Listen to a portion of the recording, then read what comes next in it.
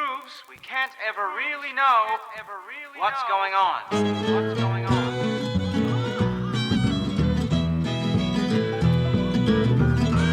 Appearances can be deceptive. Hey, Tom, I was just speculating about a hypothesis. I know I don't know how. Uncertainty. That is appropriate for matters in this world. There, we're in a tight spot. Welcome to Framework. I'm John, one of the hosts of Framework. With me, as always, the other host of Framework, Al. How are you today, Al? I'm great, man. We're taking on one of the big ones today. Yeah, it's starting today. We're starting a long series on the filmography of the Coen brothers. We're going to talk about every Coen brother movie. How excited are you for this, Al? Very. I for a long time, probably starting from about 2007 up to maybe the present, I would, if you put me in a corner, have said that the Coen brothers are my favorite filmmakers overall. It's a cool choice. Yeah. Yeah, I mean, it's a little chalky, I feel like. If you're, as a film geek, you're not going to get a lot of pushback on it. And they have some that are not, it's not all winners, but they've also got just, I don't know, half dozen complete classics. If not more. You could tell me, is your favorite movie of all time? And I would be like totally fine with that and not push back on you. They are, of everybody we've done so far, this feels the highest stakes to me, that I'm the most intimidated by this work. We presented this, we started with Quentin Tarantino, right? And my premise to you there was sort of like, I want to dig into this because I'm not sure that that these are about anything. And I want to figure out what they're about. But Tarantino stuff is a little more approachable. He is such a, yeah, of course. He's like a college dropout. If he even went to freshman year, these are like graduate level things. And I feel like I could come off dumber in this than I could talking about James Cameron movies, if I'm just missing things.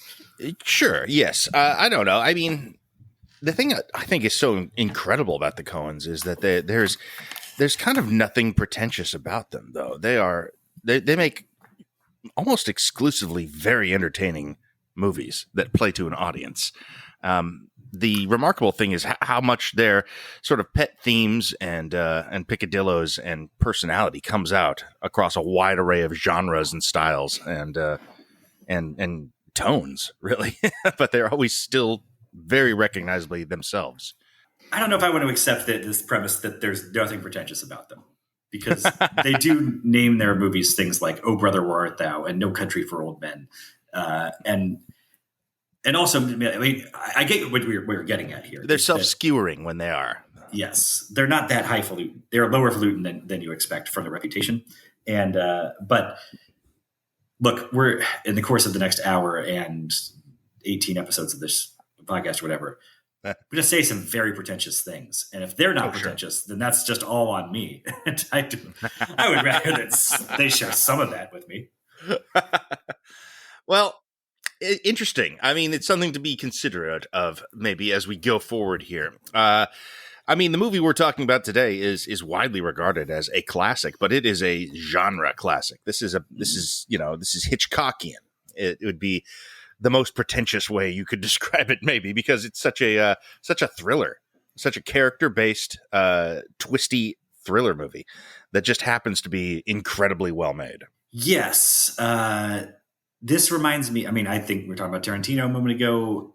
This is of a piece with Reservoir Dogs, I think, in terms totally. It's the or Thief. True, yes, or Thief. It's an auteur filmmaker who sort of does. Honestly, Thief is even more. It's larger scale than either Reservoir Dogs or Blood Simple, which both feel pared down to the point where they could be stage plays. But Thief has set pieces more. Blood Simple is the film we're talking about today. Yes. The film Blood Simple. I mean, Thief is kind of like excellent in a way that is just sort of absurd, whereas both Reservoir Dogs and Blood Simple are kind of like statement of purpose movies. Like, these are the directors that you're going to be dealing with here. This is their kind of thing, And it's a good introduction to Tarantino or the Coen brothers in both cases. Yeah. What I mean by that distinction though is mainly scale. That Thief is a smaller scale than Heat or Miami Vice, I guess, but it's not smaller scale than Collateral. And Nope. It doesn't feel like there's such a huge step up there. Whereas Reservoir Dogs and Blood Simple do feel like you feel the constraints that we are sticking to a couple of characters in some pretty fixed locations, and that's for budgetary reasons, and everything, like all the ingredients. This is more true of Blood Simple than I thought before watching it last week. But all the ingredients and preoccupations, at least more of them than I thought, are present there, but they don't have the full budget to realize like a more ambitious version of that is coming. That in a way that Pulp Fiction is a blown up version of Reservoir Dogs. Like No Country for Old Men will eventually sort of do a ton of this stuff to a bigger, harder degree. Like this is just sort of a confined. It's the student film version of it, although it's way better than any student film that's ever been made. Prototype, if you will. And I mean, I feel like every director has a film like this. And Christopher Nolan's first film, Following, is like a kind of a not great version of this. I feel like that one has less of his full stuff in there than the other filmmakers we just mentioned. I suppose so. I mean, that is kind of what's incredible about these movies is that they really display a large part of what makes these guys so great right off. Like there seems to be very little finding their voice required. That's why they are remarkable. And yeah, I think a lot of directors have versions of this, even not good ones, even bad directors that we don't know about have this film out there. It's just nowhere near as exceptional. It's not the kind of movie you watch 50 years later on a Criterion disc. That's kind of unheard of, except for the all-time greats. You know what, though? We're talking around a bit, like sort of what makes these guys great, what they're all about, blah, blah, blah. And they're hard to pin down. Their filmography does go all over the map. Now they've made so many movies that we can sort of group them a little bit into the sort of funny and serious existential thriller stuff like this and No Country, which they can do like as well as anybody. And then the really goofy, Hudsucker Proxy, Intolerable Cruelty, Bird After Reading, full on farce things. And then there's some in the middle, a little more artsy. Well, it's a spectrum, really. It's kind of just like a long line, with, let's say, No Country for Old Men on one side and, I don't know, probably, Oh Brother, Where Art Thou on the other, I guess. And everything kind of falls somewhere in the line between them. I think the other end of the spectrum is either Hudsucker or Intolerable Cruelty. There's probably Intolerable Cruelty as having the least on its mind. Like they're all bunched together at the edge there. That's for sure. Yeah. This is not at the edge. This one it's definitely on the No Country side, but it's not all the way there. It's kind of a little closer to the middle. Maybe there's some laughs in this film. There is, but I think there's less than any of the others. I mean, honestly, I think No Country has more laughs than this. It also has another extra hour of runtime to dig them out of the muck. So maybe that's not. Maybe sheer tonnage of laughs is not the metric to use. It's more of a laughs per minute. But I think this is as serious as they get, and that's probably partly because they felt like they had to establish themselves as serious filmmakers in order to get some money to actually make films and be filmmakers. But what I want to try. I'm trying to work on a full overarching theory of the Coen brothers that will connect those two ends of the spectrum. And what is consistent even as their tone and their settings vary so wildly. And maybe a good place to start there is the opening narration of this movie lays that out fairly well. So the opening narration of this movie is done by the villain of the piece, Detective Lorne Visser, who is played by M. Emmett Walsh in one of the just most wonderfully sleazy performances ever committed to film. I'm going to have a lot to say about this guy. Yeah. It is very reminiscent of No Country, if you've seen that one first, where it's sort of reflective voiceover by a grizzled Texan over like desolate Texas vistas of roadways and oil derricks and empty fields. But what Visser has to tell us is that do I do an Emmett Walsh impression here? The world is full of complainers. I don't care if you're Pope of Rome, President of the United States, or Man of the Year. Something can still go wrong. Now that is kind of the whole thing there. I've seen the Coens' oeuvre described as this dramatizations of Murphy's Law, which says that if anything can go wrong, it will. And that's not the worst way into their filmography, I would say. No, that's you could definitely chart that and point out many, many examples of that being exactly what their films are. Even the ones that aren't crime thrillers, like Inside Llewyn Davis is that. Mm-hmm.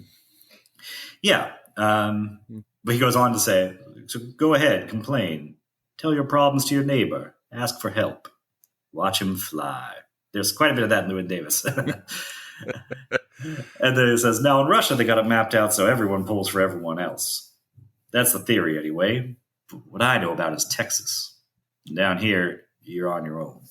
Now they do have a preoccupation with Russia and the USSR, the Cold War, that will pop up in Bird After Reading and Hail Caesar, from time to time.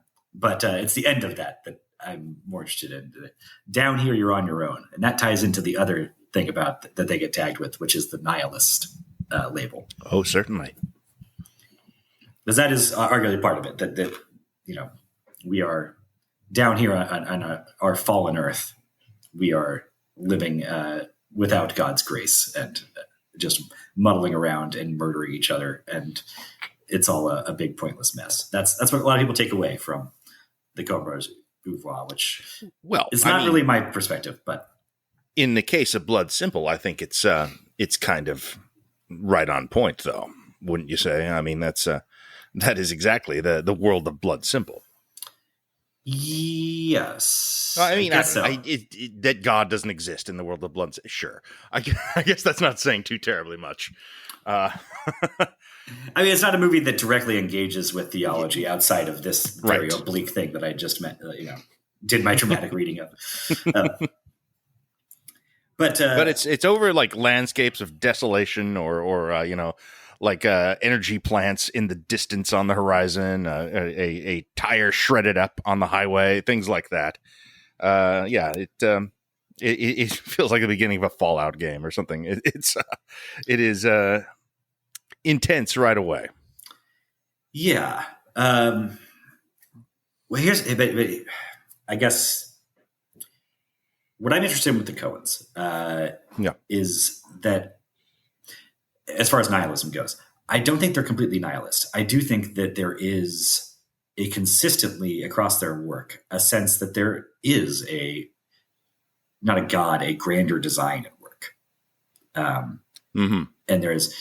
And what they're so good at, I think, is expressing that in a way where the whims, the desires of that God are so far removed from our mortal perceptions that they might as well be random, might as well be pointless. And yet people will still be judged by these sort of esoteric standards that they can't quite get their arms around, is how it feels to me. That's not as present in Blood Simple, but as we go through, it's certainly there though. In stuff like Fargo, it's all over the place. I mean, there is a morality to the universe, not a God. A morality might be the way of expressing that. And it does it bend towards justice though? I don't know. I mean, the answer is different movie to movie. Maybe. I think a little bit. I think it bends ever so slightly. It's the top in Inception, sort of waggling a little bit at the end.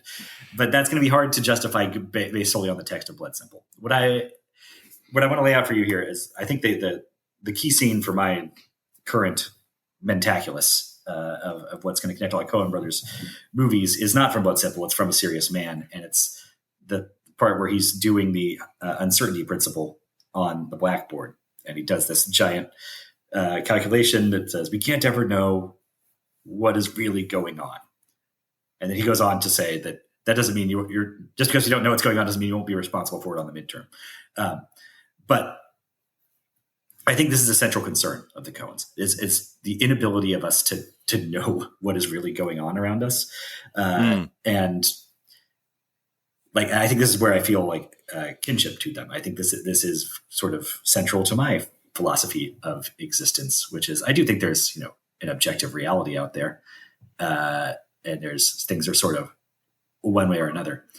But I also think that we can only access that reality through these meat sacks that are built and designed to the point that they're designed not to accurately convey objective reality to us, but just to like get us to make decisions that might get us to food a little faster than the next guy. And so our perceptions are so hopelessly like we can't escape from our flawed human perceptions to the point where we actually kind of can see the larger patterns of things. But the Coen brothers can see and present us with larger patterns of meaning and than their characters ever see. And that's very true of this movie. Well, they are the God figures of their own little closed circuit films, yes. Essentially. I mean, every director is, in a way. Maybe these guys more than others.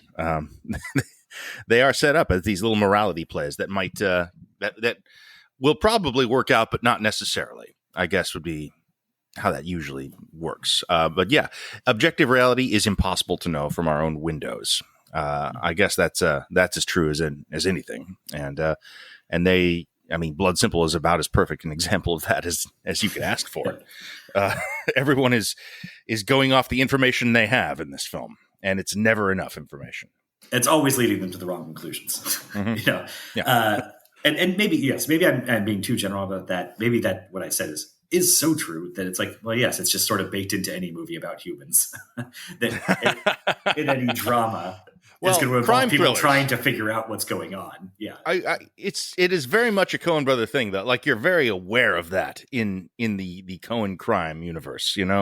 Like one act leads to the next, and things become inevitable just by the sheer tonnage of things that have happened.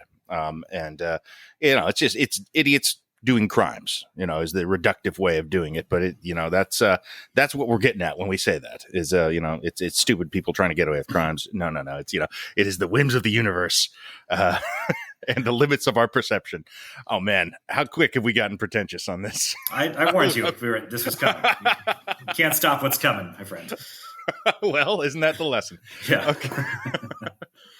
Look, all right. Yes, I agree with that. And Coen brothers, they're good at writing stupid characters or characters who are not as smart as they think they are. But also, it's just events getting away from them. And I do think that as even in the most comedic of silly contexts and the most serious, po-faced No Country context, the inability of the characters to really grasp what's going on around them is the source of a lot of their conflict and their troubles. And the other thing that is where their, I guess, more nihilistic bent comes in is how even figuring out what's going on doesn't often do them much good. No. Marty in this movie, the Danny Day character. Sure. He knows what's up with his wife and his underling from frame one of this movie. And no one in the history of cinema has ever lost harder than Marty does in this movie. Well, he doesn't see Visser, he doesn't really know who he's dealing with there. Yeah, but he's on top of being betrayed by his wife, cuckolded by one employee, betrayed and shot by Visser, the contract employee that he hired to kill the other, salaried employees. And then Visser, on the other hand, the villain, he takes great delight in being the only one who actually knows what's going on in this movie. That he thinks because he knows sort of both angles of it, but Abby and Ray are completely oblivious to his movements. But how much good does it do Visser at the end? Right. Well, you can look forward to like Big Lebowski, that he gains nothing and punishes no one by solving that mystery. The great thing about Visser though is that I don't know, through it all, he kind of, I feel like he sees the humor in it. Like, he does. He sees the Matrix maybe, and understands sort of his that ultimately it's impossible to really move without it or move outside of it. That's the humor, though, is what separates him from Chigurh from No Country, who also kind of thinks that he sees the Matrix in a similar way, and also gets a sort of a dose of reality, perhaps at the end. But he is not as amused by it as Visser is. Oh, Visser. Okay, man, how do we get that? Okay, so before we get deep into this, I mean, let's see. Is there anything in like setting the table, like how did this film come together? Stuff we want to talk about. Like this is a first film. These are the basically kids just out of college making this. It's kind of incredible to think of them as those as just Midwestern production assistants. Went to NYU. Yeah. I feel like we've already dove so deep into the pretentious bollocks portion that like trying to backpedal to talk about the door knocking Minnesota dentists to raise $700,000 for this movie is like, I think we just gotta try it. We gotta swim. I already can't see land. Okay, one quick detail that I didn't know that was really cool. They shot a trailer for Blood Simple to show to investors before they shot the movie, and Bruce Campbell played Marty in it. Yeah. That's cool. It was just like a sort of a version of the centerpiece scene of disposing of Marty's body that turns out not to be dead later in this movie, which you would like to get your hands on that. I mean, I'm sure it should be on a DVD. It's not amateurish compared to the final version, but it'd be a nice curio. Let's stick on Visser for a minute. Okay. Because like we said, he is in some ways a forerunner of Anton Chigurh, which means that he's also sort of a forerunner of several other Coen brothers figures, the lone biker, the apocalypse in the next movie. And it's an archetype. Yeah. John Goodman in some context. Like I said, he's got more of a sense of humor, probably more self-awareness than Anton. But he's, like I said, in No Country, it's the detective, like the hero figure providing that opening narration. Here it's the villain. And do you think he's providing that narration from beyond the grave? Is that his perspective after the end of this movie when he's dead? I mean, I hadn't given that much thought. I just thought of it as a conceit. I kind of like that idea, but I don't know that I believe in an afterlife in this world. Well, I don't know that it has to be. The context that he is, the way he is speaking suggests he doesn't either. So I don't know. That's true. But I mean, I just think that his perspective there, he's saying that being man of the year will not prevent things from going wrong for you. And we see on his lighter that he was the Elks Man of the Year. And would love to know the story. Yes. Yeah. He's not conducting himself in the first two acts of this movie as though he thinks things can go wrong, even for man of the year. And he learns that in the third act of this movie for sure. And maybe that's something that Chigurh learns in the car wreck in No Country, but Chigurh never articulates that for us, and maybe he doesn't. Yeah, but Visser articulates it for us. John, just what a great character. Yeah, this is of course M. Emmett Walsh in a career-defining performance. A character actor who worked, 60 years, something like that. Crazy, tons of movies. Slapshot, The Jerk, Blade Runner. He's incredible in. This is, I think, without question, the role of his lifetime. And man, does he deliver! This is if you want to see an M. Emmett Walsh performance, there is one place to watch. Go first, and that is Blood Simple. Absolutely, what a role! What a performance! He absolutely steals this film. He is the most compelling thing in every scene he's in, and most scenes he's not in. It's wonderful work. Yeah, I mean, he's the star of this movie, wouldn't you say? Like, I mean, certainly not the protagonist, but I mean, well, I don't know. Maybe he is. He's certainly the. I don't know. I think Marty might actually have the most screen time. It's really hard to say. Yeah, which is weird because he is a walking corpse or an actual corpse for half the screen time. Like not even a walking corpse, a crawling and moaning corpse. And then a ghost. He keeps showing up. So that's the thing about this. I mentioned it being practically a stage play, and that there are only 4 characters. There's one supporting character and I think maybe 2 other speaking roles in the entire movie other than Maurice. There's the woman where he's just talking to at the bar, and like a couple kids heckle Marty at the makeout point. The very well-crafted hiding of limitations is what that would be. Yeah. Yes, like Reservoir Dogs. Yeah. You know what? The other thing that actually, this might, I don't want to jump ahead to the finale here, but one thing that prevents this from being easily adapted to a stage play is the final sequence is so dependent on the geography of that loft. Yeah. And that being hard to express on a stage, perhaps. Like where the walls you could do are. A version of it, probably. But the sight lines on that. I don't know how you do that in a proscenium. but still, the point is, this is a small amount of characters, small number of sets. You know, any sort of visual bang you get is going to be entirely from the cinematography, which delivers. Barry Sonnenfeld doing incredible work here. One of the greatest shot films. I mean, I don't know. We'll be watching a lot of Coen Brothers movies in the coming days, but man, they start off with a beautiful film here. Yeah, and they're going to upgrade to Roger Deakins, who's arguably the best ever in that game. So it's like, they do get better from here, but this is an incredible, piece of cinematography work for the budget they have and the resources they're working with. They got so lucky to fall into the crew they did, like that they were all collected together. I guess having the two Coens working together is a good place to start. But the fact that they also got Barry Sonnenfeld and Frances McDormand kind of into the... Yeah, it's a good start. And they also were buddies with Sam Raimi. And that probably was an additional little help to get them connected to Barry Sonnenfeld. Yeah, Frances McDormand, like you said. Pretty incredible. A discovery here. Her first role. Yeah. Goes on to win 3 Oscars. and Mary for working with the Coens. Mary. Yeah, she's huge. She's is a sort of an icon, and this is the first role of her career, and it's not a very Frances McDormand role. It's not even really a femme fatale at all, even though it kind of has that place in the structure. She's kind of the person who knows the least that's going on. But that's the great part is that so much of this stuff unravels and comes apart because Marty is able to plant the seed in Ray's mind that she is a femme fatale.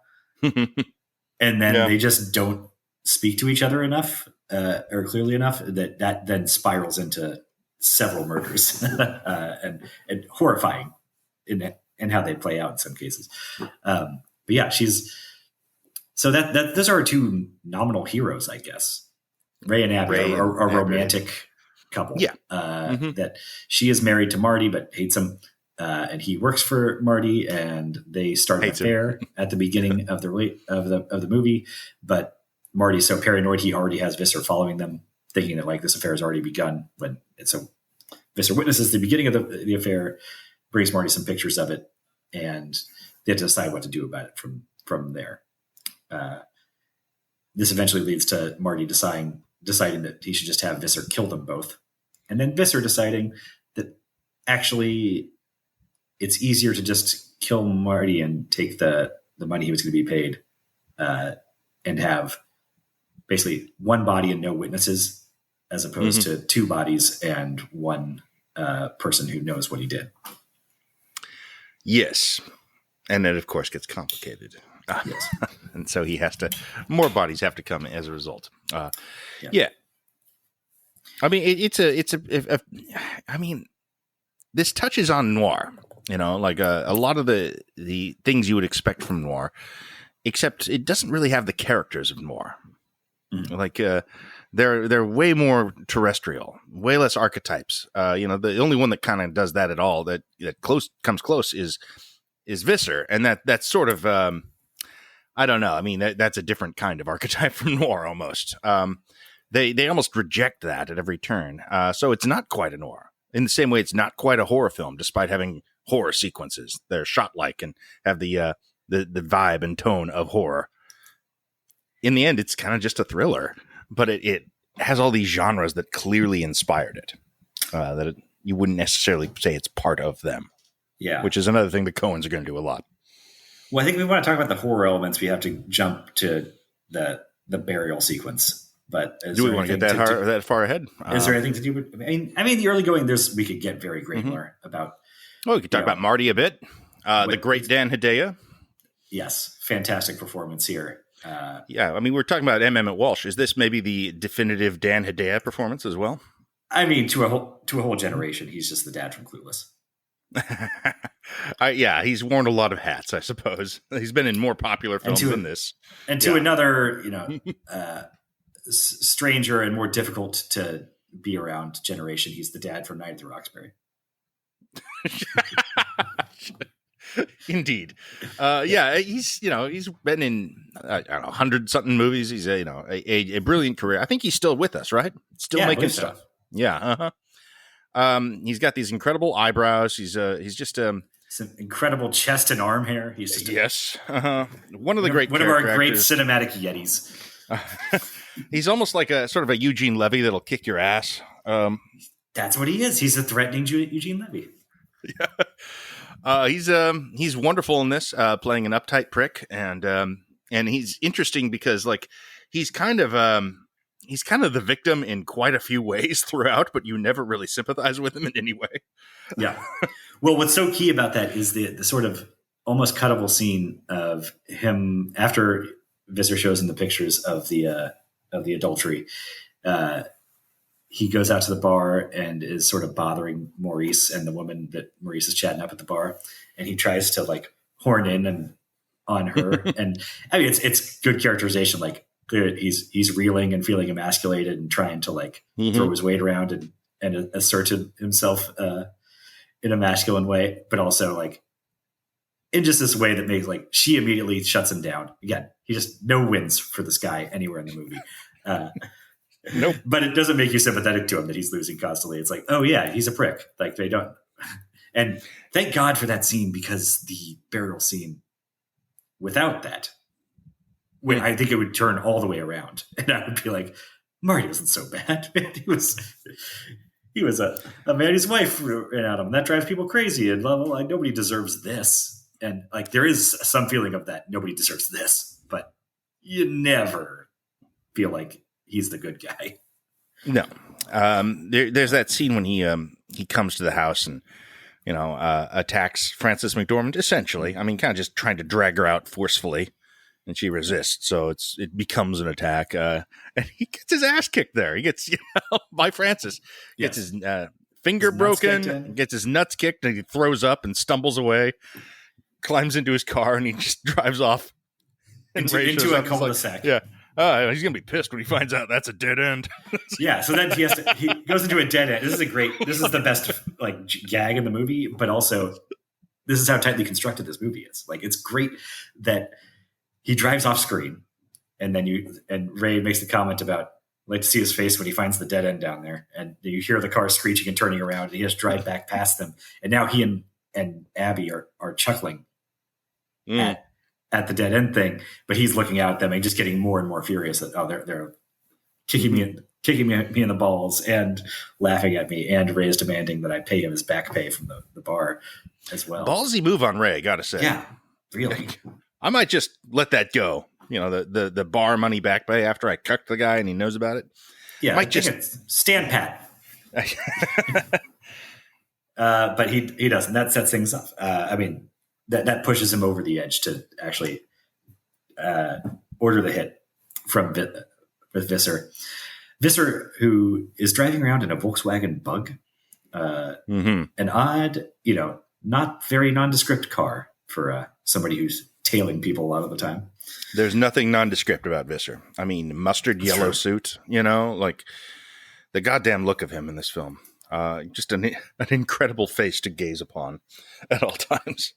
That's true. The Coen brothers aren't going to go for nondescript very much in any of from here to Busker Scruggs. They like flamboyance, even if they don't entirely respect it. So that gives that maybe the best line in the movie when Marty meets with Visser again, says, "I have another job for you," and Visser's just laughing. He goes, "Well, if it's legal and the money's right, I'll do it." And Marty says, "It's not exactly legal." And Visser takes a very brief pause. He goes, "Well, the money's right, I'll do it." The trill he gives every line, just, the wheeze. It's so good. It's so sleazy. Barry Sonnenfeld says that a problem they had with shooting Visser was that M. Emmett Walsh attracts flies. it feels so natural. Like you mentioned him being in Blade Runner, and I was like throwing my mind back to picturing him in that, and I don't think that there's flies on his face in that movie, but I picture them there. This is all a compliment to him, I guess, right? I mean, we love this about him. He's so good at this. Disgusting and greasy is kind of his superpower in a way. It's as we were saying, the essential Walsh role here, and oddly likable. Yes, I like him way more than Marty. I think I like him more than Abby and Ray. I like him more than Ray. I guess Ray I like kind of Abby sucks. a bit. Yeah. Abby doesn't deserve the shit going down around her. That's for sure. But Ray kind of does. Francis McDormand went on to win Oscars. Dan Hedaya said as a workhorse who became iconic in his own right as a character actor. Emmett Walsh, who sung the praises of. And also John Getz is here and does not become part of the Coen stable, kind of notably. Yes. Okay. This is probably, if I'm to point a finger at what I don't really like about this film, I guess it would probably be John Getz is not great in it, or maybe he's just surrounded by great people and fails to make much of an impression. Yes, and he is playing a character who is a bit of a cipher. I don't know if it's this deep into the character design that he's sort of this blank. And I don't think so. I don't. I think we're supposed to be a little invested in the love story here, and I just not. I think I was watching this and I was like, God, I wish Bill Paxton had played this. Man, he would have been good. Yeah. I mean, it's a little bit of a cheat to be like, a lot of movies you could just say anything in the 80s. Like, this is a great Bill Paxton role, though. This is a really strong Bill Paxton role, and he would have been the right age. It would have been like he's a bit younger than Getz. I would have liked that. I mean, Getz he has the right look. He's kind of got a bit of a Steve McQueen laconic thing, but I don't care about the character. Sure. And you're right, he's younger, but this character could be 10 years younger. It wouldn't matter. Should be, maybe. To the story. Yeah. Mm-hmm. That would make more sense. If he's in his late 20s instead of late 30s. Mm-hmm. But, we're saying that the craziest thing Ray does in this is go and ask for his back pay after all this stuff we talked about. And that's where we get Marty's sort of the only I don't know if that's the craziest thing Ray does. I think there might be one thing a little crazier. Everything else he does after this is when he's gone blood simple and he's making decisions that are impaired in a way. Yeah. This is it's a very deliberate move. But the important thing that it does is it I guess this is the one punch Marty lands on anybody in the movie is when Ray, chuckles at something and he says, "Oh, you think this is funny? What's really going to be funny is when she does this to you." And when she looks at you with the all innocent and says, "What are you talking about, Ray? I didn't do nothing funny." And that's going to be funny. And that's, Hidea's just blazing out from under those eyebrows. And Ray walks out. And that's what sets the stage for sort of all the misunderstandings that Ray and Abby are going to have between them in the second half of this movie that leads to everything spiraling out. I was talking before about misunderstandings, not seeing the whole board and how that drives like the conflict of Coen Brothers movies. And in a way, a lot of their movies are farce. Yes. And this is a pure farce, except that instead of creating goofy comedy the way that normally does, here it creates a bloody tragedy. That's actually spot on. Yeah. This is a farce plot wise. Like the it's one shenanigan leads to another and misunderstanding, but it's never a joke. It's always something gets much worse because of that. Yeah. Oh no, that because of that, because he closed the door at the wrong time. Somebody's going to get killed. That kind of thing. He left his lighter behind here. The wording that she uses matches what Dan Hedaya's impression of her was a little too closely, and that just totally rattles him later on. And they'll do more pure farces later on. The next film, yes, Lady Killers, and then Raising Arizona, Burn After Reading. Raising Arizona kind of split the difference. Yeah, there's more going on there, but Burn has more of bodies dropping in it. But this is, that is what I find fascinating about Blood Simple and what makes it feel sort of key to at least my theory of the Coens. people not being able to see the whole board the way that we in the audience can, and that leading them to make worse and worse decisions. Mm-hmm. I mean, that's this film in a nutshell, basically. And I mean, does that take us basically to the live burial, the centerpiece of the film? I mean, unless you want to talk about some filmmaking stuff, you know. The filmmaking stuff in this, for me, is the cinematography. Like the shot selections are kind of next level brilliant. This is such a film school movie, you know. Like this feels like a perfect movie to watch when you're studying the craft of film. And I mean, the use of color, you know, the just the angles on people, you know. There's Evil Dead shots in this, for God's sakes, you know. There's like two camera moves that are showy. One is the full blown Evil Dead shot when Marty's dragging Abby out of the house, and then there's another one when it's a shot at the bar and some guys got past head down on the bar, and the camera's pushing over the bar, and it just sort of like hops over the passed out barfly to continue pushing in, and that's just sort of. I mean, I don't. It's fun. It doesn't feel like this film necessarily, but I think that's because they stand out. Yeah, right. There is some really, really great storytelling just in the Dan Hedaya looking at the incinerator, you know, coming up with the plan to hire Visser and dispose of the bodies there. You know, that's kind of never really articulated that's happening at that moment, but it is. You know, as the fly zaps next to him on the fly. Yeah, what a great moment. Yeah. I think all they that said kind of stuff. I listened to the Criterion commentary track they recorded on this, I don't know, 15 years ago probably. And they claimed that I think they claimed that was just a happy accident. And I don't believe them. Well, I mean, I don't know how you fake that necessarily, especially with no budget. I mean, certainly you could make something zap if you wanted to. I think you could do that on a shoestring budget. I mean, if they were shooting this where it appears they were shooting it, it probably had problems keeping flies off the goddamn thing.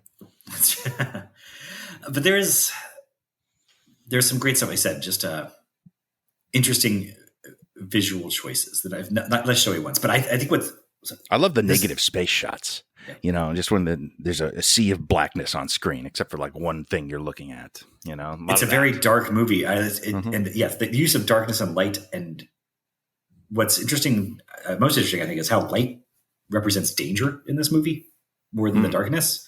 Yeah, you got the headlights coming down the highway on that scene that's going to be repeated in Fargo. An all-time great car shots movie, things lit by headlights.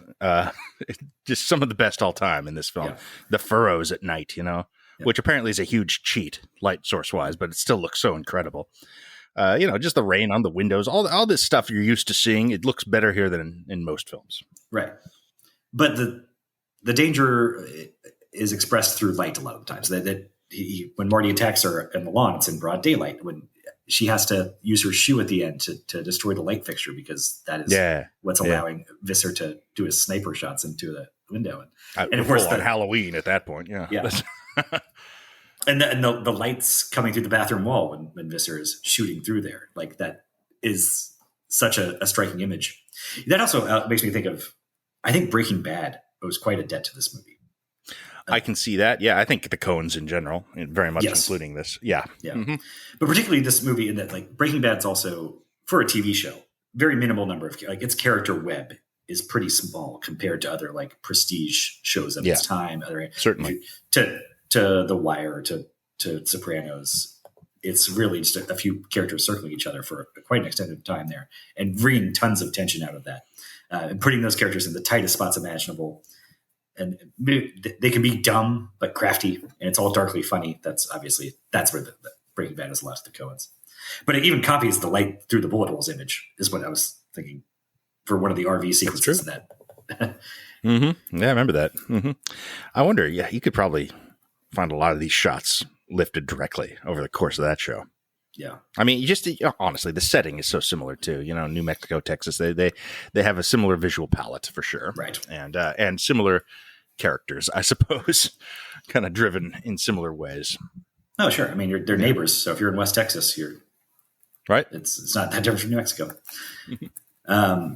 Yeah, and I don't know. There's some other stuff that's a little harder to parse. That there's lots of shots of people staring at fan blades circling in this, and I'm not entirely sure what that. I mean, I have a couple of things that I could throw at the wall, but Well, that always implies heat to me. That everyone's kind of in a state. I don't know. Maybe that's just because I'm so goddamn hot this summer in New York. But yeah, anytime I'm seeing like, a thriller with a lot of like circular fans spinning, I'm just like, well, it's tense because they're hotter. Like, they're just sort of. It's sort of like, well, the temperature is rising, metaphorically and literally, but also just sort of, it's a stressor. Well, it's also just a good trick. I think for like construction wise, editing, screenplay construction, even just to connect scenes and characters to each other for transitions. You can have Marty staring up at the fan and then cut to Abby staring up at the fan at Ray's place. And that, even if that doesn't, they're not going through the same thing thematically there that's really tied in. It just provides a little bit of visual continuity, and that makes the whole movie flow better, and the pace feels better when you can find things like that to do. I don't know, if you really want to stretch it, maybe it's something about how there's only 4 characters in this movie, and there's these 4 fan blades circling, and the 4 characters are circling each other, misunderstanding, and killing each other. Maybe that's something, but that feels like a stretch. Mm-hmm. And if I'm going to use one like complete stretch for my pretentious readings of things, I want to save it for the final shot of the movie. Oh, I look forward to that. Okay. All right. Let's get to the horror bits here. Let's get to the scary shit. The showpiece. We're kind of talking about it already here, just the shots, and so but yeah, the live burial is, I think, the thing people remember about this film. That and maybe M. Emmett Walsh, but who's not okay? So to lay out the plot that led up to this, I think this is another genius thing that about this screenplay. It's because it's cheap, it's structural, but the way they handle this revolver throughout the movie. Oh yeah, which is so cool. So Visser's been sent to kill Abby and Ray, and he goes to breaks into their house in their sleep. Is like could do it, but instead he rifles through her purse, finds this pearl-handled revolver that Abby was talking about in the opening. Marty had given her, and he opens it up, and we see that there are 3 bullets in it, right? And he just leaves without and presents Marty with some crudely doctored pictures to suggest that he did do the murder.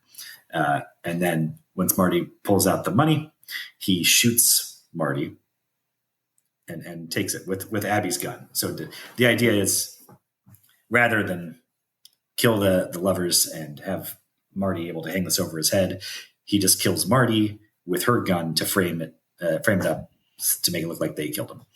And it's a pretty neat little plan, but he leaves his Man of the Year elk slider on the table in front of Marty's body, and he leaves the doctored image of Ray and Abby been murdered in the safe, or rather, Marty puts it in the safe, and he can't get into the safe. Kind of, right? It's that's incriminating evidence. Yep.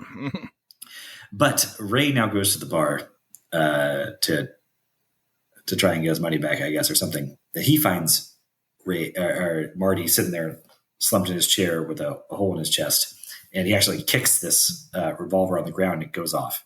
And so now we know in the audience there's 1 bullet left in that gun. Which is pretty key. And now he picks it up and makes jumps to a series of erroneous conclusions, setting off more of the farce. He said, "Oh, this is Abby's gun. She came here and killed Marty and did such a sloppy job, she left the weapon behind." So now he takes it upon himself to clean up the crime scene for her, which means I love how he's not that good at it. Like he makes... He changes his mind about what he's going to do, how he's going to do it. He's leaving things behind too. But ultimately he decides to drive the body out to the country and bury it. Have you ever had a nightmare about having to dispose of a body by any chance? No, I have had nightmares that I have killed someone, but it's not about body disposal at that point. I have had multiple. This is like a nightmare I've had a few times. Is that I've had to dispose of a body It is one of the most stressful and upsetting dreams I've ever had. It is, I think it's probably because of movies, honestly. I think it's entirely based on having watched movies where this is a thing and it becomes a fear of mine is, it's that I'm going to get caught kind of thing. And dealing with a body is, this is the most stressful thing I can imagine, honestly. Just the adrenaline and the tension of dealing with it and knowing about all the mistakes you can make and all that sort of stuff is terrifying to me for some weird reason. And, it's probably not even like the scenario that presents itself here is so much worse than your nightmare probably would be. Because as Ray is driving down the road, this dark road, Marty starts to stir in the back. And he realizes Marty is not actually dead, which is terrifying. And he reacts to it in such like a great human way of he just like pulls the car over and jumps out and runs off into this field and like catches his breath and slowly creeps back towards it as he collects himself. Mm-hmm. This is, we should mention, part of like an almost 20-minute sequence with no dialogue. Yeah. The balls to write this and shoot it, by the way. I mean, as first-time filmmakers, this is entirely a filmmaking sequence. I guess that's the whole point. This is a calling card as much as it's a film on its own right. You nail this, and then that leads to more films, which of course it did. So they're showing off a little. Yeah, I mean, there's a degree of arrogance there to be this this young and untested, and to have more faith in your ability to make filmmaking abilities than you do in professional actors to deliver the dialogue to do it.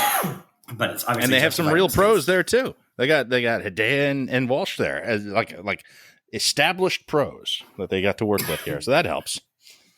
So. But this sequence is just getting started. It feels like, because now Marty crawls out of the car and is crawling off down the road, the empty dark road, and Ray is sort of like trying to decide what to do.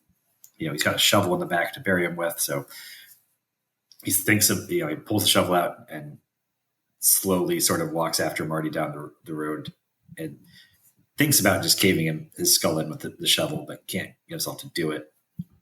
So he starts just dragging him back to the car, and then you see headlights in the distance of like a semi truck coming on, and then it's this sort of scene of tension of, can he wrestle Marty's like sort of limp, groaning body into the back of the seat of the car before the semi passes. This, again, feels like a very Breaking Bad sequence. Yeah, you can see them. They would do sort of long style sequences like this. They would do getting rid of body sequences. Just this sort of slow tension. Yes. Uh-huh. And again, like it's also very similar to how Fargo will open, except with the important difference of Ray does get the body in the car at the last second before the truck sees it. And they do get spotted in Fargo, which leads to the spiral of murders there. But then he decides what he's going to do is he's going to dig the grave, and Marty's still probably on his way out, right? So we'll just start, put him in there and hope it takes care of itself. Yeah, this guy gets buried alive because Ray couldn't find the balls to kill him, essentially. Yeah. It's easier to bury him alive. It looks so hard. It's so much worse. It seems to be, yes, but he can't bring himself to kill him. Is the only reason to do this, as far as I can tell. This is not like some revenge thing. He's not trying to be cruel. No, it's not Edgar Allan Poe thing. Yeah. It is purely, I can't do it. Fuck. Well, yeah. I can lift this shovel at least. And that gets me there. Yeah. And then as he's starting to throw dirt on him in this hole, another thing Ray forgot is that he put the murder weapon in Marty's pocket to dispose of it with him. And so Marty finds it and pulls it out. He's lying in the grave, gasping and moaning. But Ray is also just sort of like kind of deer in headlights, like, oh, well, this doesn't feel inappropriate that you would find your gun and be able to take me out at this moment as I'm burying you alive. But Marty's got a broken finger from fighting with Abby before, and so he's having trouble pulling the trigger. And it's this, incredibly drawn out bit of tension where he pulls the trigger twice. We know there's 2 empty chambers and 1 full one in this gun. Yeah. And each time, and so we know and right before he can pull the last one, Ray does slowly, carefully pull the gun away from him. And then just goes back to burying him alive. And it's one of the most horrifying deaths I've ever seen. Like, it's not gory, but this is what I'm talking about with horror movie stuff. This disturbs me. Like, this is really disturbing. And it's why my stepson is asking me what movies you're watching next. Is there anything I'd be interested in? And we've watched Raising Arizona together before. I'm like, yeah, you can watch most of this stuff. And Blood Simple, I was like, but I don't know about this one. Like, this is an adult. It's not film. bloody, and the sex scenes are not graphic. Like, I've shown you more violent things in this movie before, but I just don't know how this burial sequence will land with a 13-year-old kid. And it could, like, stay with you forever. So I'm not going to be the one responsible for hitting play on this one for you, is what I have to say. Yeah, I mean, it's appropriate. I didn't see this film till I was fully an adult. This is a later one for me.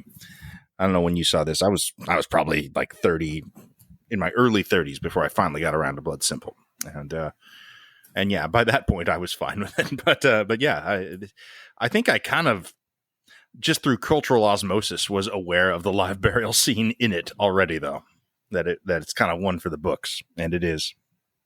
It is. It's one of the. I mean, I don't know how to rate this. It's not an action sequence, but if you were it's not like an opening sequence or a closing sequence, but just distinct sequences. It is one of the most incredible, effective bits of 20 minutes of pure cinema, I guess you're going to find. Mm-hmm.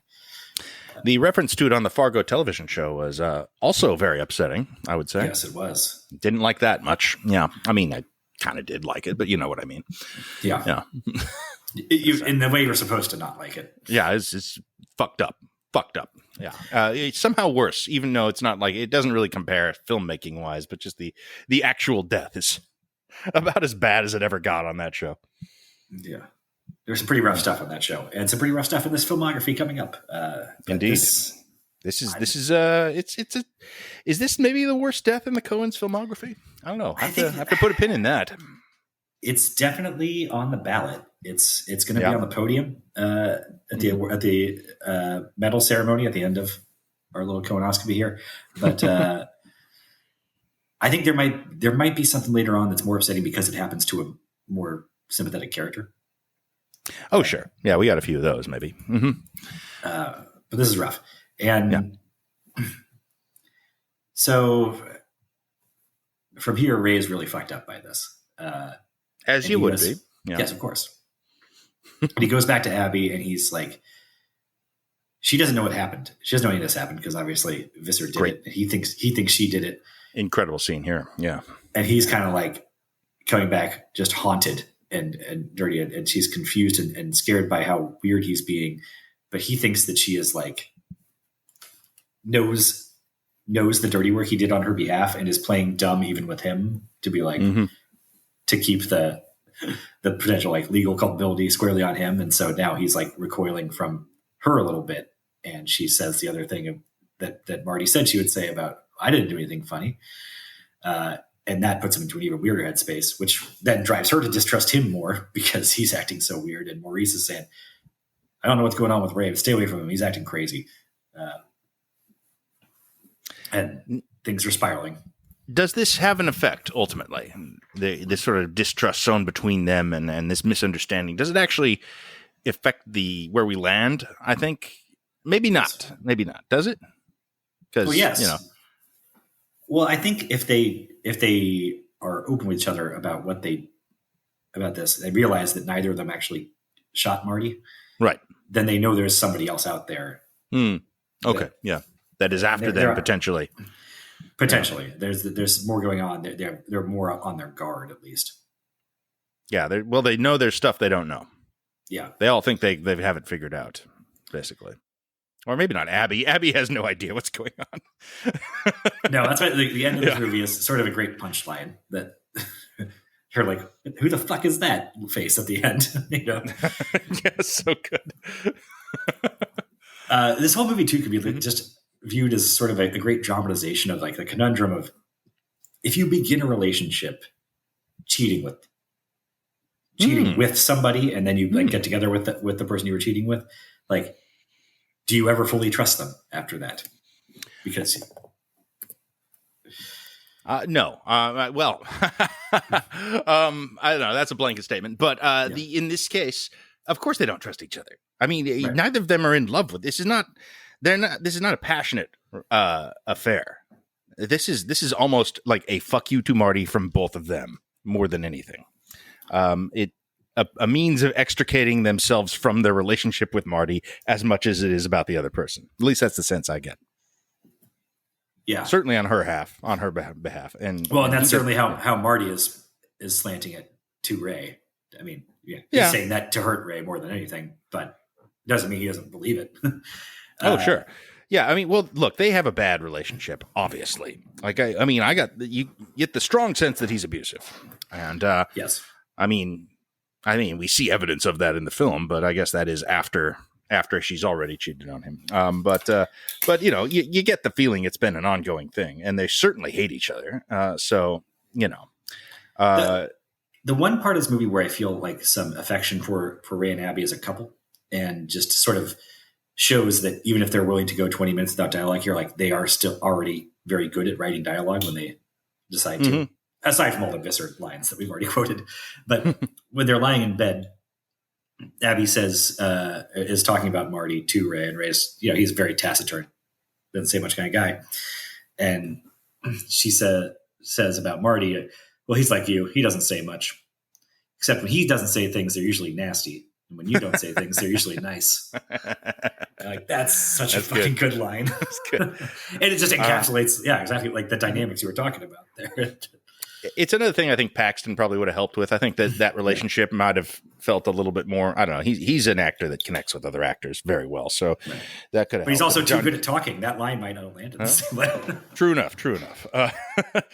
That said, though, there is also, I mean, there's it gets quite literal. There is a scene where the ghost of Marty appears to Frances McDormand to warn her about him. So, and that is her perception, obviously. I mean, I don't know. It's kind of exciting just because within the context of the film, it could conceivably be Marty alive, crawled out of the hole. Yeah. He's not dead when we last see him. So just about anything feels possible at that point. Mm-hmm. Yeah. But so that does lead into the finale. Yes. Yeah. Mm-hmm. Which is, I'm full on Halloween at this point, it is, it's a Friday the 13th final girl sequence. Abby's rented a loft apartment with like these big floor to ceiling windows because Ray has sort of pushed her away and pushed her out of his house. And she comes home to find Ray standing there looking crazy, staring out the windows.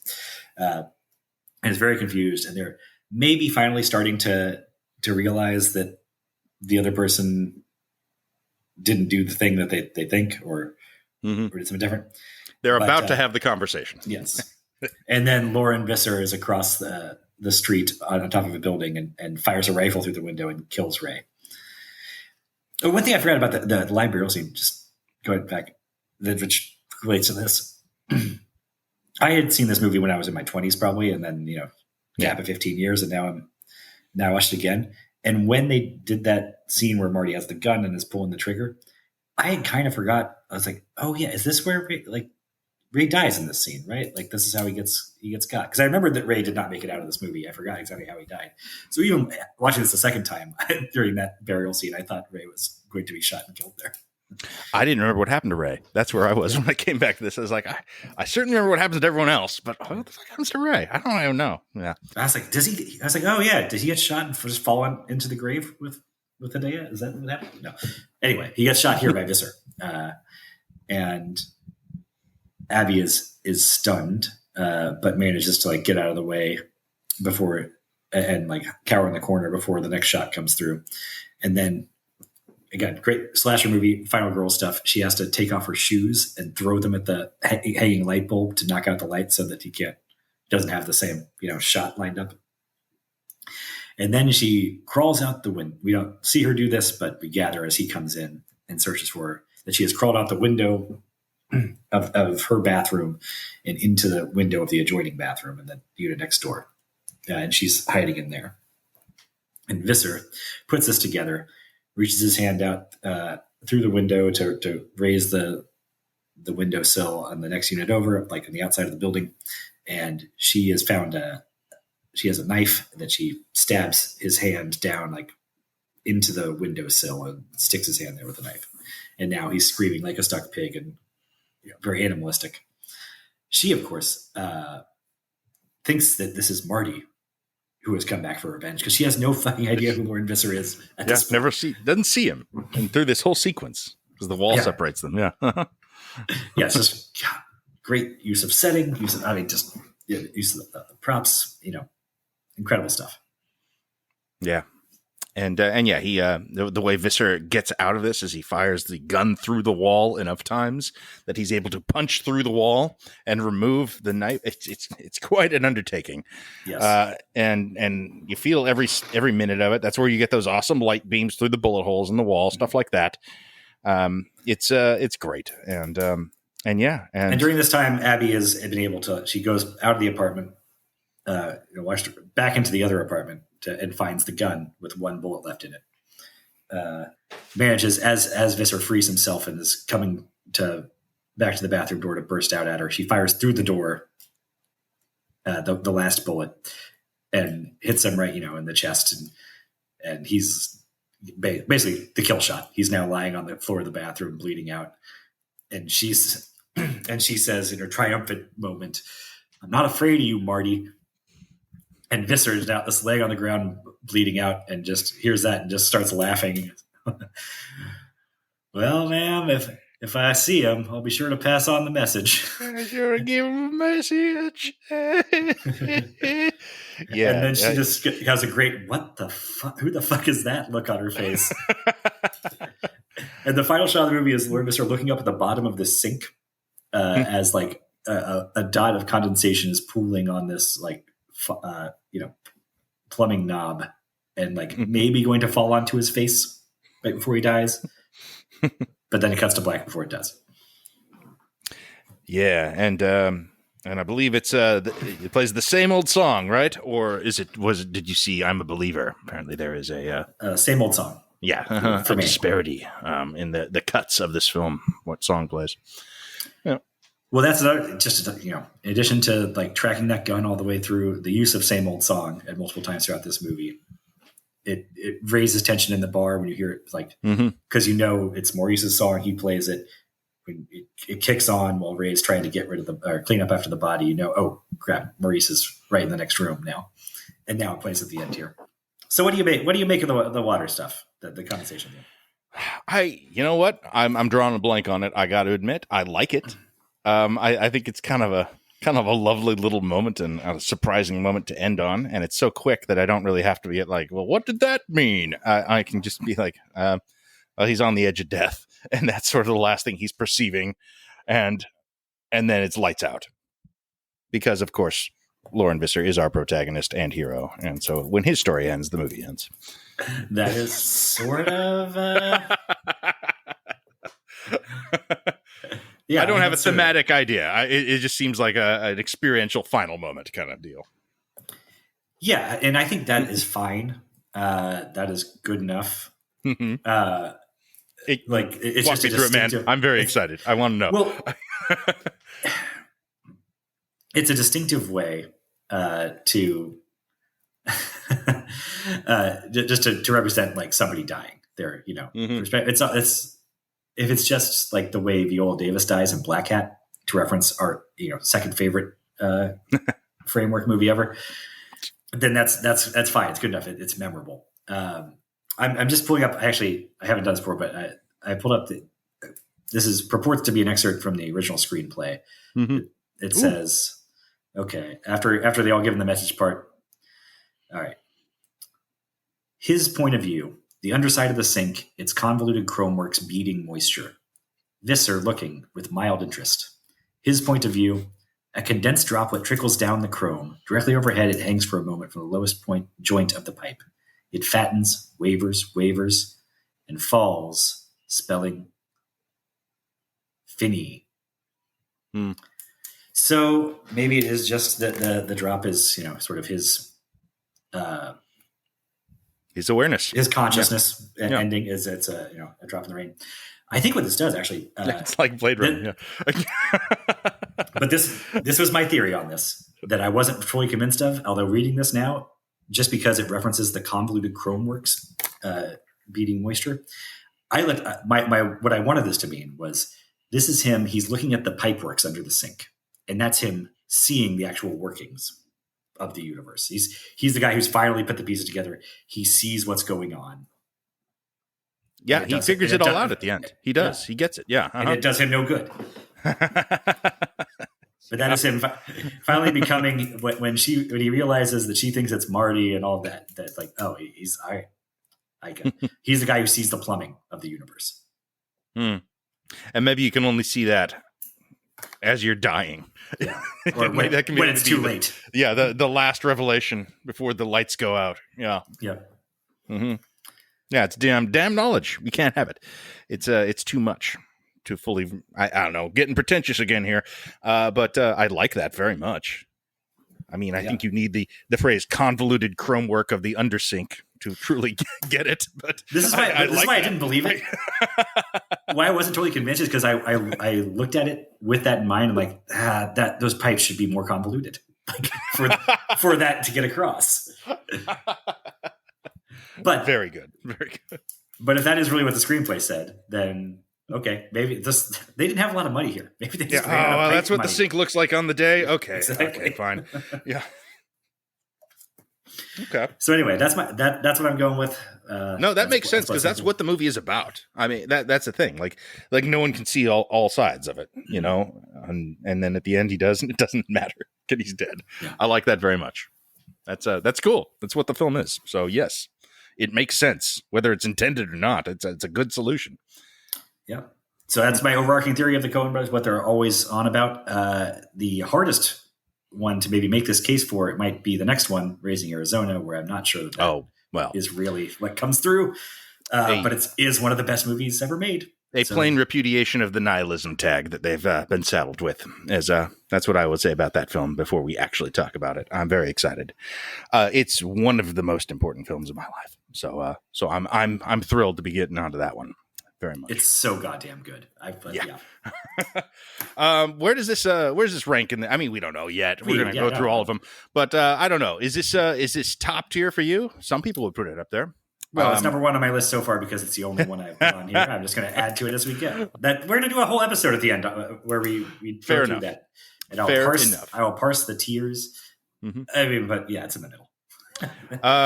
Some quick rundown of some Blood Simple ephemera before we out, because I listened to the commentary track. I watched the remake. I want to have a point to that. There is I don't have the Criterion. I have the older Blu-ray that has an incredibly weird fake comedy commentary track on it. Have you heard of this? Wait, it's got a fake commentary track on it? Yes. It has a commentary track by a film historian called Kenneth Loring, who is actually a British comedian named Jim Piddock, making up bullshit about Blood Simple for the run of the film. This does sound familiar. It opens with if you just push play on the Blu-ray, it has like an old man sitting in a library, like reading a book. He's like, "Oh, hello, I'm Mortimer Young. Let me tell you about the restoration of Blood Simple." And it's this very odd, very like arch, not exactly funny bullshit that they've added onto the DVD about the restoration. And he says some things like, well, this is the final cut of Blood Simple. We've removed all the boring parts. And, it's very, very silly, but not quite funny. And then the commentary track is very much that for the entire run of the film. It's him talking about like, well, in this shot, you see what they did to get that was they flipped the car upside down. So what you're seeing is actually a reverse shot. And the actors are hanging upside down. Oh, they had to put in quite a bit of hair product. It's nonsense. And kind of ruinous to the film, honestly. Like, this is all stuff I don't want to be thinking about next time I watch Blood Simple, but might. So I recommend not listening to that. I listened to the Criterion commentary they did with Barry Sonnenfeld, which I thought was just sort of that. Maybe I'd heard of that, and I thought, oh, a lot of this is them just bullshitting things, because it is just them sort of getting very preoccupied with whether lights are motivated and do things. And it seemed like it might be a bit after a while. They tell the origin story of the dildo chair from Burn After Reading, which is great. But I had heard that. I was watching an interview with the Coens and Sonnenfeld on YouTube, and they talked about that, which is great. It seems like that's real. Yeah. Yeah. That's cool. I wish I had that commentary track. Actually, I wish I'd listened to that one instead of this one. And that is that's the one you'd want now. The Criterion Blood Simple. Right? Is you got that? That's pretty cool. I have the old. I got it. There's a podcast feed that is just rips of commentary tracks, like selected commentary tracks. It sounds good. It's called GIBOP. So I don't know what it means, but when I just put Blood Simple into the podcast search button, there's not a lot of Coen Brothers podcasts out there. It turns out. It's odd. Okay. Yeah. Yeah, I think people we're filling an important role here. Then good. Yeah, but that was the thing that popped up, and I actually listened to. And there's a ton. There's like 1,000 different movies on that feed. Anyway, so do you want to tell me anything about like the girl that got in the noodle shop or whatever? Yeah, Woman Who Got in a Noodle Shop. The Zhang Yimou remake. That's the guy who made Hero and House of a Thousand Daggers. Is that the name? Chinese filmmaker remade Blood Simple as a film called A Woman, a Gun, and a Noodle Shop. It is an odd pairing of material and filmmaker. It does not seem to match his preoccupations or talents in any particular way, and is in fact not a very successful film. Kind of everything in it is better in Blood Simple, and the changes that have been made are probably the best things, just because they're not trying to live in the shadow of the M. Emmett Walsh performance. It is a cool as a cucumber kind of Shogun assassin guy instead of the sleaziest, creepiest, sweatiest man in the world. And so that's just a different characterization that does kind of work, but mostly it's it really points out how well done Blood Simple is, like how effectively made Blood Simple is, and how strong and the minimalist character work actually is, how much of a sense you get of these people, because the same material presented in a sort of a different way with some additional bullshit thrown in is just not nearly as good by a good filmmaker. That's disappointing, because this feels like a story, a plot that is eminently remakeable. It is sort of like Infernal Affairs for like The Departed, like going the other direction, I guess, east to west. But like it is so. The concept and the conflict is so clean, I mean, we talked about all the ways it's naughty but all of that, but there's 4 characters. Like I said, it could be a noodle shop as opposed to a bar. Like any setting, any time frame, it seems like you could just do this. I mean, yeah, it takes place in, I think, the 1820s, this film. It's and it's sort of like out in a desert wasteland, and there's just sort of an oasis noodle shop out there. It doesn't really, I mean, like it kind of does all the same stuff. But yeah, and does it do the burial sequence? You don't end up with a bad film, I guess. The substructure of Blood Simple is solid enough that, if you have a competent person making it, it's going to be competent. It's just that the comparison hurts it so much, that's the real issue. It is cool to see an American film remade in a foreign country. You don't often see that. It usually goes the other route. Yeah, I really like that when I get the chance to see it's rare, and it's neat to see as a film watcher. But beyond that, yeah, I mean it kind of just makes Blood Simple look better. Yeah, really. Well, I guess the thing, like saying this is almost a stage play. Like if something is a stage play, that means it is sort of by nature endlessly adaptable. Yeah, that's what that medium is for, to do it in slightly different versions constantly. Right. But maybe there is something a little more difficult than it looks, a little alchemical about the combination of, Blood Simple being a little bit Western, a little bit slasher, a little bit noir. And it seems like you could just lean into any one of those areas maybe and have something, but also maybe it just unbalances things. Well, I think that the strength of this film is actually not immediately apparent because it is such a genre story. And the first time you experience it, you're mostly just watching it as a story.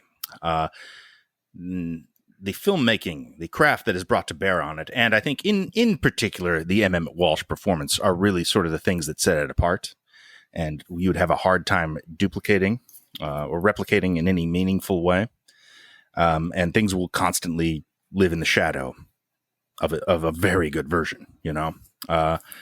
There's not a definitive Hamlet. It's been done too many goddamn times. There is a definitive Blood Simple. Well, no, that Mel Gibson version was pretty magical. Well, the first one you see maybe is the first one you sleep through in sophomore English class. Yeah. You know what? You're right. The Blood Simple it casts an oddly wide shadow, but you know what? Who's not going to have any problem breaking out of that shadow is the Coen brothers themselves. That's the thing, man. Like, this could easily be the best film that any filmmaker has made. This would be a fine choice for your best movie. I don't know if it cracks the top 10 with these guys. We'll have to find out. It might. So. It's really fucking good. But, this career is brilliant.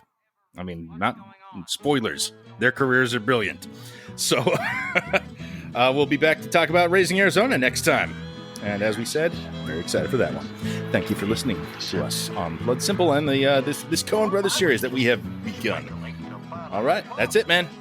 Drop of condensation. Uncertainty. That is appropriate for matters of this world. There, we're in a tight spot.